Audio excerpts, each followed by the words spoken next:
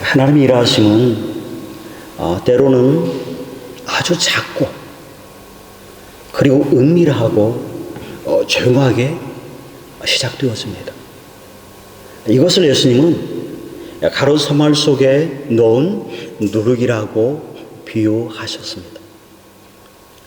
누룩은 처음에는 아주 작고 눈에 잘 띄지 않지만 시간이 지나면 밀가루 전체를 변화시키는 그런 능력이 누룩에게 있습니다. 오늘 본 사도행전 16장에 나오는 바울의 첫 유럽 선교지인 빌립보에서도 이와 같은 하나님의 일하심을 우리가 확인할 수가 있습니다. 여러분, 밀가루를 부풀게 하기 위해서 가장 먼저 우리가 해야 할 일은 밀가루 속에 누룩을 넣는 일입니다. 마치 밀가루 속에 누룩을 넣는 것처럼 하나님이 바울 일행을 보내십니다. 그래서 바울 일행은 드로아에서 배를 타고 사모드리게로 직행하여 이튿날 네아폴리로 가서 빌립보에 이른 것을 우리가 볼 수 있습니다. 우리 다 같이 11절 같이 한번 말씀 읽겠습니다. 우리가 드로아에서 배를 떠나 사모드리게로 직행하여 이튿날 네아폴리로 가고, 드로아에서 그들이 배를 탔는데 드로아에서 네아폴리까지는 배로 240km 거리입니다.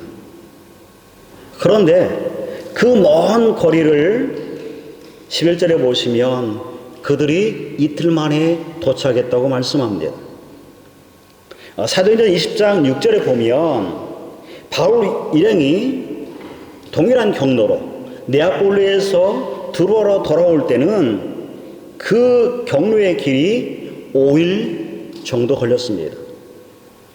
5일 걸렸던 그 길을 하나님이 그들에게 순풍으로 역사하셔서 이틀밖에 걸리지 않게 하신 것입니다.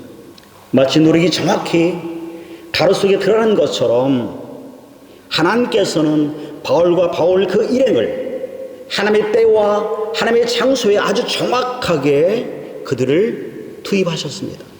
그래서 드디어 그들이 빌립보 성에 도착합니다. 이들이 빌립보 성에 도착했을 때 여러분, 그들은 무엇을 기대했을까요?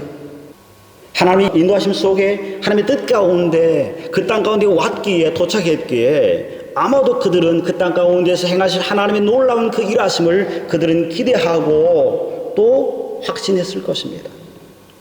뭔가 특별한 일이 그 땅 가운데 예비되었으리라고 그들은 생각했을 것입니다. 그들은 수일 동안 빌립보 성에 머물렀지만 그곳에서 아무 일도 일어나지 않았습니다. 그들이 빌립보 성에 이르렀을 때 사람들이 그들을 열렬히 환영한 것도 아니었고, 거기에서 말씀을 전함으로 수많은 믿는 자가 일어난 것도 아니었습니다. 그렇게 바울 일행은 며칠을 빌립보에 머물다가 안식일이 되어서 기도처가 있는가 하고 기도처를 찾아 나섰습니다. 바울 일행이 기도처를 찾아 나선 것은 그 빌립보 땅 가운데 회당이 없었기 때문이었습니다. 유대인들이 회당을 세우려면 유대인 성인 남자 10명 이상이 있어야만 회당을 세울 수 있습니다. 근데 그곳에 회당이 없다는 얘기는 유대인 성인 남자 10명이 없어서 회당을 세우지 못하고 기도처밖에 없었다는 그런 얘기입니다. 그런데 여러분, 기도처로 하는 것이 우리가 상상하는 것처럼 어떤 번듯한 그런 건물을 얘기하지 않습니다. 말은 기도처지만 오늘 본문에 보면 강가에 여자들 몇 명만이 옹교정에 모여 앉아서 기도하는 그런 곳이었습니다. 바울이 볼 때는 여인들이 몇 명 앉아있는 그 기도처는 너무나 초라하게 보일 수밖에 없고, 바울 일행 입장에서는 실망이 될 수밖에 없는 그런 모습이었습니다. 사실 우리가 믿음으로 살면서 늘 부딪히는 문제가 바로 이것입니다. 우리가 하나님의 뜻이라고 확신하고 하나님의 인도하심을 기대하면서 우리가 최선을 다해서 나아갔는데 우리가 기대했던 그런 결과가 나에게 주어지지 않을 때 우리는 쉽게 실망하고 또 영적으로 혼란을 느끼게 되어집니다. 사도 바울 일행도 마찬가지입니다. 그들은 분명히 하나님의 인도하심을 따라서 그곳 가운데 그들이 왔습니다. 그래서 그들은 그곳 가운데 하나님의 일하심을 확신했고 하나님의 일하심을 그들은 기대했습니다. 그런데 그들이 기대한 일은 그곳에서 일어나지 않았습니다. 사랑하는 성도 여러분, 가루 속에 들어간 누룩이 부풀기 위해서는 여러분 뭐가 필요하죠? 시간이 필요하죠. 시간이 필요합니다. 기다림이 필요한 거예요. 하나님의 인도하심을 기대하고 그 땅을 밟았던 바울 일행에게도 마치 가루 속에 들어간 누룩을 기다림의 시간이 필요한 것처럼 그들에게도 기다림의 시간이 필요했습니다. 우리가 누룩이 부풀 시간이 필요하다는 것을 깨닫지 못하면 우리는 우리의 삶 가운데서 이내 조급해 하게 되어지고 또 우리는 당황하게 되어집니다. 그런데 재미있는 것은 오늘 성경을 잘 읽어보면 이런 바울 일행에게 또 다른 누룩 같은 한 사람을 하나님이 예비하신다는 것입니다. 그 사람이 루디아입니다. 우리 다 같이 14절 같이 한번 읽겠습니다. 같이 읽습니다. 두아드라시에 있는 자색 옷감 장사로서 하나님을 섬기는 루디아라 하는 한 여자가 말을 듣고 있을 때 주께서 그 마음을 열어 바울의 말을 따르게 하신지라. 우리는 16장을 읽을 때 이 여인의 이름이 루디아라고 우리는 그렇게 생각합니다. 그런데 존 스토트 목사님이 쓴 사도행전 강해에 보면 두아디라 지역은 이전에 고대 루디아 왕국이었기 때문에 아마도 여기 등장하는 루디아라는 그 여인은 실제 본명이 루디아가 아니라 그녀가 파는 상품 명이었을 거라고 얘기합니다.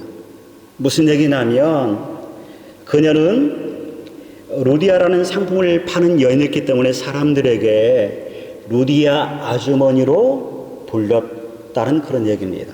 이렇게 본다면 우리는 그녀의 본명도 알지 못하고 그녀의 본명도 알려지 않은 그저 평범한 아줌마에 불과한 여자라고 볼 수가 있습니다. 하나님의 일하심을 기대하고 빌보 땅 가운데 왔던 그 바울의 일행이 만난 사람은 아주 평범한 루디아 아주머니를 불리는 한 여자를 만난 것입니다. 마치 밀가루 속에 들어가 있는 누룩이 잘 보이지 않고 드러나지 않는 것처럼 이 여인은 전혀 드러나지 않는 누룩 같은 그런 여인이었습니다. 그러게 아마도 바울 일행은 루디아라는 이 여인을 보았을 때 이 여인을 통해서 어떤 일이 일어나리라고는 아마도 상상하지 못했을 것입니다. 루디아를 불리는 여자는 누룩 같은 존재였고 전혀 존재감이 드러나지 않는 그런 여인이었기 때문에 그렇습니다. 우리가 살다 보면 때로는 내 자신이 내 존재가 누룩 같은 존재감도 전혀 보이지 아니하고 너무나 작게 여겨지고 너무나 하찮게 여겨지는 그런 존재라는 생각이 들 때가 있습니다.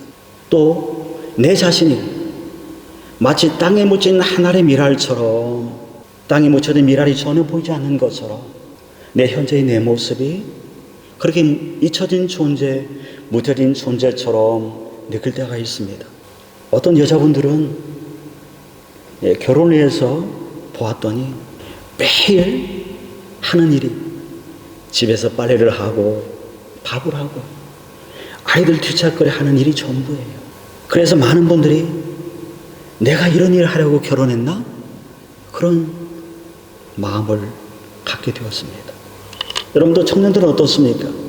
정말 열심히 공부해서 비전을 가지고 독일 땅 가운데 왔는데 여러분 유학 생활이 그리 녹록하지가 않습니다. 한국에서는 4년만 다니면 여러분 쉽게 누구나 다 졸업을 할 수 있어요. 그런데 여러분 이곳에서 여러분 대학생활을 하는 것 5년이 지나도 6년이 지나도 어떤 분들은 10년이 지나도 졸업을 하지 못하고 그렇게 지나는 사람들이 많습니다. 또 졸업을 해도 취업하기 어렵기 때문에 많은 청년들이 대학원을 선택합니다. 그런데 또 대학원을 나누면 취업이 또 쉽게 되느냐? 그게 또 아니죠. 또 다른 취업의 장벽 앞에 그들이 서게 되었습니다. 지난달 청년부 성공모습으로 시작할 때 한 청년이 간증했던 것처럼 그가 유학생활 하면서 여러 번 공부를 그만두고 싶을 때가 있었다는 그 말이 정말 저는 공감이 되어졌어요. 그리고 얼마나 힘들까. 여러분 때로는 우리의 삶이 그렇습니다. 마치 잘 드러내지 않는 그리고 전장에 전혀 보이지 않는 그런 누룩처럼 내 인생이 그렇게 보일 때가 있습니다. 여러분 이럴 때 우리에게 필요한 것은 내 존재의 근원이 어디에서 시작됐는지 다시 한번 우리가 생각하는 것입니다. 어느 좋은 겨울날 런던 시내 악기점에 아주 남루한 한 사나이가 악기를 들고 들어왔습니다. 그 한 사나이는 남는 옷을 입고 있었고 추위와 배고픔에 떨면서 악기점에 들어왔고 손에 든 악기를 팔려고 했습니다. 그래서 악기점 주인은 남는 그 사나이에게 일기니 우리 돈으로 약 5,000원에 해당하는 돈을 주고 그 사나이가 가져온 바이올린 악기를 샀습니다. 그리고 이제 남자가 간 뒤에 악기점 주인이 그 남자가 가져왔던 바이올린을 닦다가 한쪽 구석에 새겨진 문구를 발견하게 되었습니다. 그 악기 한쪽 구석에 이렇게 새겨져 있었습니다. 안토니오 스트라디바리 1704년.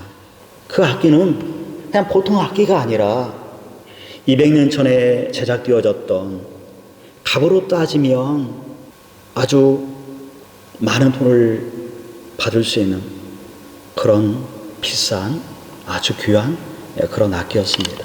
그 당시 값으로 계산하면 약 10만 달러, 우리 돈으로 1억 정도를 받을 수 있는 그런 가치가 있는 악기였습니다.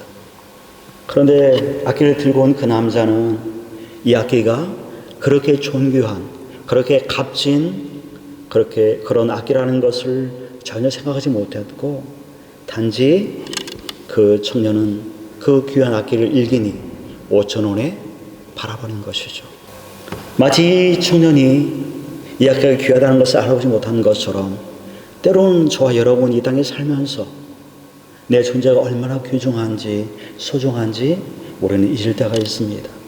지금 내 처지가, 내 환경이 마치 흙속에 묻혀진 그래서 전혀 존재감이 드러나지 않은 하나의 미랄처럼 그런 존재 같다는 그런 생각을 우리가 할 때가 있습니다. 여러분 그런데 저 여러분의 존재는 그렇게 가볍게 취급해야 될 그런 존재가 아니라는 것입니다. 하나님의 형상대로 창조해진 가장 존귀한 존재가 저와 여러분입니다. 여러분 아까 말한 것처럼 누룩이 부풀기 위해서는 반드시 시간이 필요하죠. 하나의 미랄이 싹을 틔우기 위해서도 필요한 것이 시간입니다. 드러나지 않고 존재가 없는 그런 시간으로 지난 그 시간들이 지나면 반드시 누룩은 부풀게 되어지고 땅에 묻힌 하나의 미랄은 싹을 틔우게 되어지는 것이죠. 오늘 본문을 보면 때가 되어지자 하나님이 누룩같이 여겼던 그 루디아라는 그 여인이 마치 누룩처럼 부풀게 되어지는 것을 우리가 볼 수 있습니다. 우리 14절 같이 한번 읽겠습니다. 두아데라시에 사는 자자의 옷감장서로서 하나님을 섬기는 누디아라 하는 한 여자가 말을 듣고 있을 때 주께서 그 마음을 열어 바울을 말을 따르게 하신지라. 14절에 보시면 이렇게 말합니다. 주께서 그 마음을 열어 바울의 말을 따르게 하신지라. 주께서 그 마음을 여셨다라고 지금 말씀하죠. 주께서 마음을 열어주지 않았다면 여러분 바울이 아무리 그가 달변가이고 감동적인 설교를 한다 할지라도 여인의 마음을 열 수는 없습니다. 여러분, 우리가 누군가를 열심히 가르치고 성경 공부를 하고 탁월한 설교를 해도 여러분, 사람을 바꾸는 것은 설교자가 아니에요. 가르친 자가 아니에요. 결국은 하나님이 그 마음을 여셔서 하나님이 그 사람을 감동시키고 그 사람을 바꾸는 것입니다. 목회하면서 절실히 느끼는 것이 바로 그런 부분이죠. 교회 부흥도 마찬가지입니다. 우리가 정말 열심히 내보지만 우리가 원하는 그때 가운데 하나님은 부흥을 주지 않는 것을 우리가 경험하게 되어지죠. 하나님의 때 가운데 하나님이 하시는 것이죠. 경상도 할머니들이 앉아서 얘기를 서로 나누고 있었습니다. 한 할머니가 이렇게 말했습니다. 예수가 죽었다 카던데. 그러자 다른 할머니가 물었습니다. 와 죽었다 카드노. 그러자 다른 할머니가 못에 찔려 죽었다 안 카나. 이 말을 들은 다른 할머니가 말했습니다. 아이고, 내가 머리 풀어 헤치고 다닐 때 알아봤다. 여러분, 이 할머니들의 문제가 뭡니까? 마음이 닫혀있는 거예요. 모르는 거죠. 마음을 여는 것만큼 여러분 어려운 게 없습니다. 마음을 여는 것이 여러분 기적입니다. 이보다 더 큰 기적은 여러분 없어요. 여러분, 하나님이 루디의 마음을 열어서 그를 마치 누룩처럼 부풀게 하자 놀라운 일이 일어나게 되었습니다. 우리 15절 같이 한번 읽어보겠습니다. 같이 한번 읽습니다. 그와 그 집이 다 세를 받고 우리에게 청하여 이르되 만일 나를 주 믿는 자로 알거든 내 집에 들어와 유하라 하고 강권하여 머물게 하니라. 가루 속에 들어간 누룩이 온 가루를 부풀게 한 것처럼 누룩 같은 루디아가 부풀어지자 그의 온 집이 다 세를 받는 놀라운 역사가 일어나게 되어집니다. 루디아 한 사람이 변화되어지자 그의 온 가족 전체가 주께 돌아오는 놀라운 역사가 일어나게 되어진 것입니다. 아주 작은 조그만 누룩 한 덩이가 여러분 부풀어지면 서말 가루 속에 있는 모든 것들이 다 부풀어지는 것처럼 나 한 사람이 누룩이 되어서 내가 변화되어지면 여러분 나의 가정이 변화되어집니다. 여러분이 누룩이 되어져서 여러분 부풀게 되어지면 여러분 베델교회가 여러분 변화되게 되는 것이죠. 사랑하는 성도 여러분, 가루 속의 누룩처럼 우리가 이 시대 가운데 한 덩이 누룩이 되어져서 하나님 일하실 것을 내가 기대하며 소망하며 하나님의 때를 기다리며 한 덩이 누룩으로 내가 서 있는 이곳을 변화시킬 수 있는 저와 여러분이 되어지기를 소망합니다. 그 사명이 우리 베델교회에 있는 줄 믿습니다.